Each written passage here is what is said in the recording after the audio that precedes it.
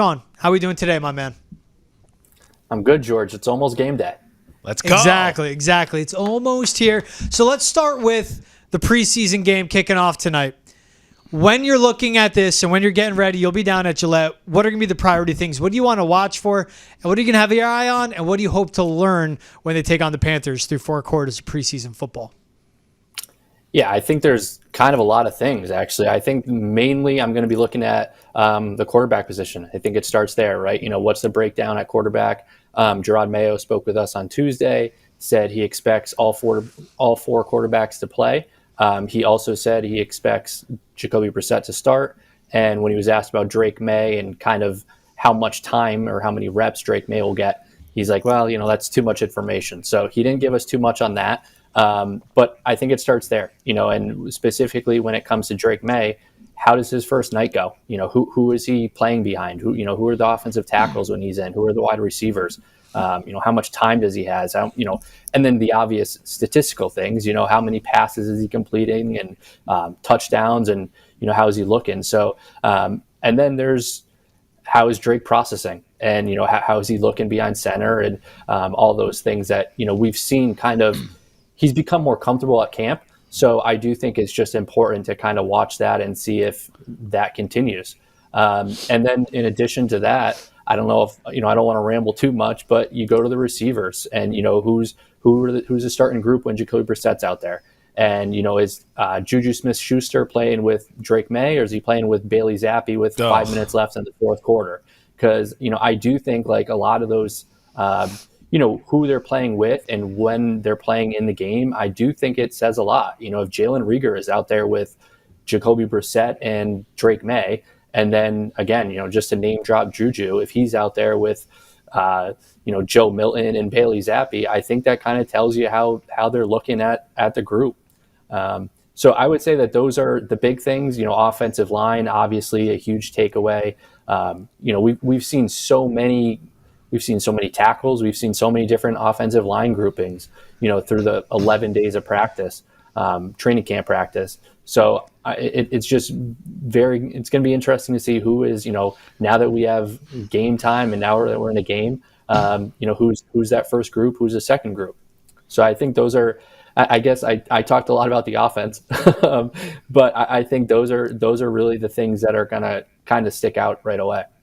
Listen, Esmizo, I'd rather see Juju at Stop and Shop than anywhere on the field. That's just me. But I want to stick with the quarterbacks for a second because usually I bring you in to a George and I debate, and you're the swing vote. This time, if you can believe it, we actually agree on this.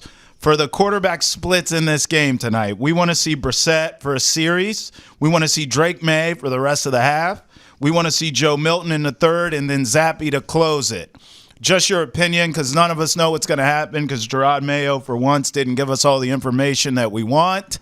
What's your opinion? What do you think, split-wise, that we'll see? Does that sound about right, or do you see it kind of playing out differently? No, I think that sounds about right. I would give Brissett, maybe a second or third series. But you also don't want him to be playing, into the second quarter or anything like that. So it kind of, we'll see how that goes. And then I think what you guys laid out for Drake, pretty much the better of 2 quarters, I think that's fair. Maybe give him one series after halftime to see, I don't know if you throw in any sort of adjustments or, I guess I don't know how many adjustments are going to be made at halftime in the preseason opener. But yeah, in terms of how you guys broke it down, giving Bailey and giving Joe Milton kind of the second half, I think that makes a lot of sense. Yeah, I just want to see Drake Maye get out of there one piece. Same thing with Jacoby Brissett. Yep. Give Drake Maye as much in the first half as you possibly can. Receiving-wise, I like that you pointed out, too. I'm looking forward to see Jalen Polk and Javon Baker just matching up with the secondary for Carolina. More importantly to me, it's the bubble guys. Jalen Reagor, Tyquan Thornton. How do they, perform? From what you've seen from camp, who would you say is most likely that last guy that's in out of their current group that they have of receivers? Because I think Juju Smith-Schuster's way out of it. Tyquan Thornton, I think, is on the outside. Reagor with his special teams ability, I think, adds. But when you think of those 3 names who are legit bubble guys for this receiving group, who do you think gets in? Who do you think is staying out? Yeah, I think it'll be interesting to see how they handle Kendrick Bourne, right from the jump. If he is on the initial 53 because they expect him to play, week one or whatever, I think there might be a little bit of a different situation. Otherwise, then I think it goes to, you start with Pop Douglas, Jalen Polk, Javon Baker, KJ Osborne. That's 4. After that, I think it's going to be Jalen Rieger. And I think Tyquan Thornton has made a really strong case. I think that one debate with that, so then you're talking, I just labeled 6 guys without Kendrick Bourne, giving the 6th spot in that scenario to Tyquan Thornton as opposed to like Kayshon Boutte.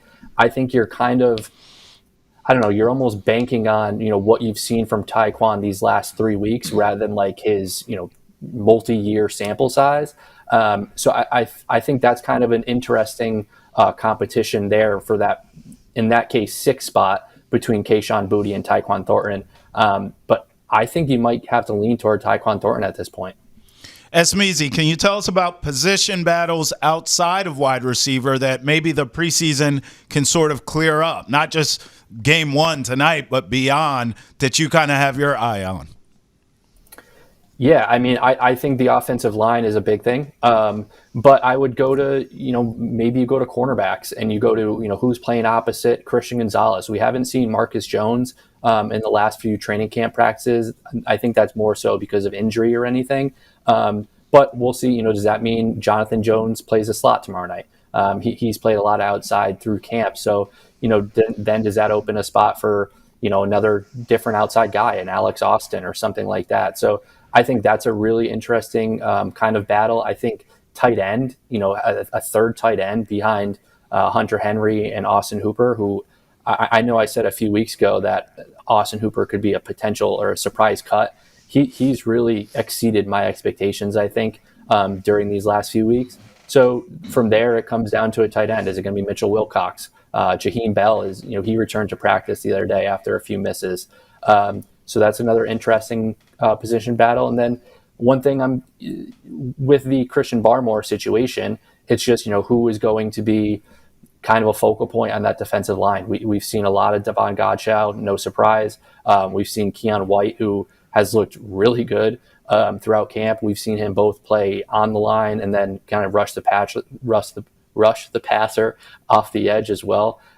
So I'm eager to see how the Patriots are going to kind of, deploy him, I guess, in the preseason opener and that defensive line position battle in general.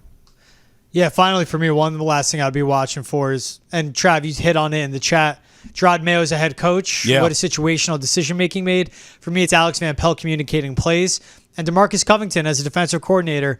What does this new Patriots defense look like? It'll all be simplified. It'll be basic. They're still working things in, introducing a ton.